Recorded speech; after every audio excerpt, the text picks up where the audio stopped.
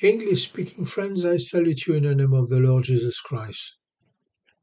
This is what Jesus said in Matthew chapter 7, verses 15 to verses 20 to the people who were listening to him at that time. Watch out for false prophets. They come to you in sheep clothing, but inwardly they are ferocious wolves. By their fruits you will recognize them. Do people pick grapes from thorn bushes or figs from thistles? Likewise, every good tree bears good fruits, but a bad tree bears bad fruits.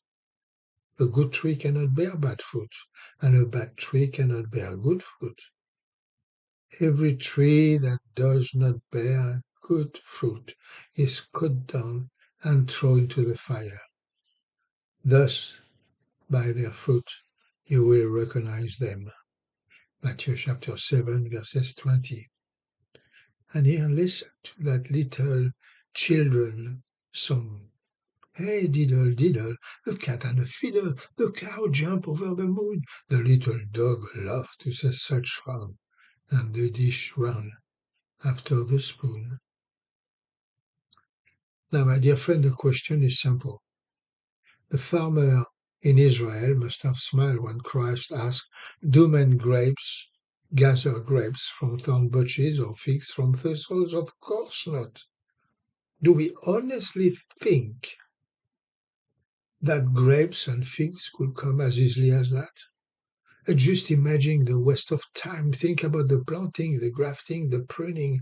If only those lovely fruits could grow as easily as that from thorns and bushes and thistles. It will be no sweat for the farmer, but the farmer of Israel knows the answer. It will take a dreamer to believe that. Do you honestly believe that thorn bushes and thistles could produce figs and grapes? The farmer will probably say to that one who believes that it is possible, hey, diddle, diddle, a cat and a fiddle. Let me share with you the understanding of this nursery rhyme, which actually mingle with Christ's little agricultural commentary. You see, our Lord, contrary to this nursery rhyme, insists on the fact that things happen in this world according to law and order. Things do not happen anyhow or no. After the cause always comes the effect. Consequences follow the antecedent.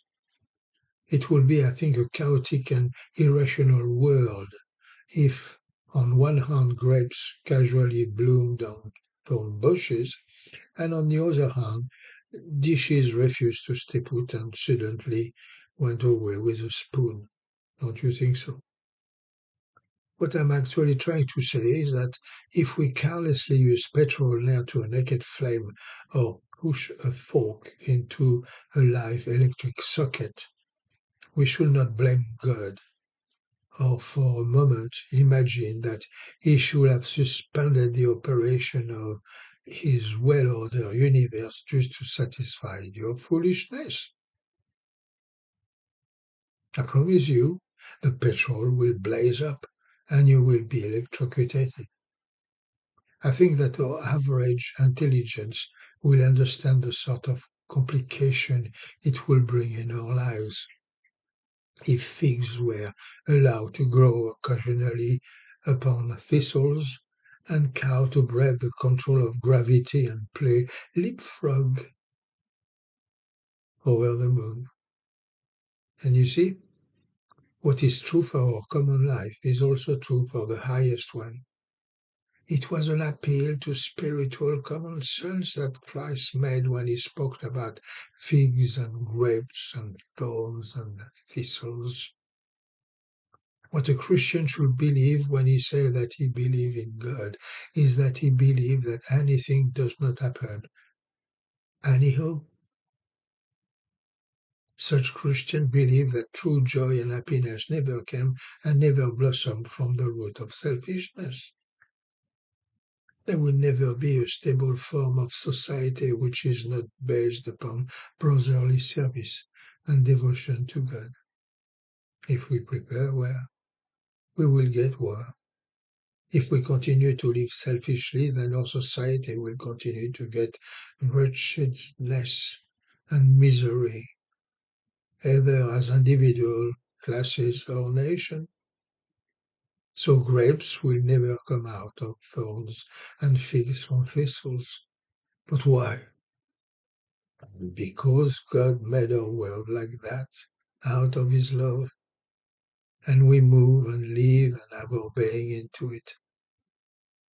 The whole universe has been fashioned for this purpose, to teach and encourage us to climb heroic heights, to be willing to make sacrifices, to endure, to forgive, to pray, to hunger and thirst about holiness, purity, all those qualities that are in God.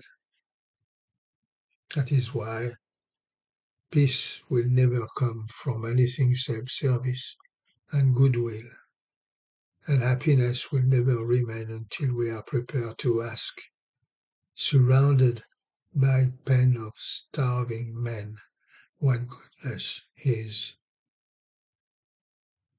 You see, the beauty and the divine about our world is that we have to work hard. Without rest for what is pure and good, it doesn't come just like that. What would you think of a world where the richest gifts of life could be casually obtained, where knowledge could be gained sitting down doing nothing? A world where love could be secured by self-interest, where peace and joy could be reached for a price. So my question today is simple. What sort of fruit does your life produce? Good or bad fruit? Every good tree bears good fruit, but a bad tree bears bad fruit. A good tree cannot bear bad fruit, and a bad tree cannot bear good fruit. So, what type of fruits do you produce? It is very important. You know, God knows.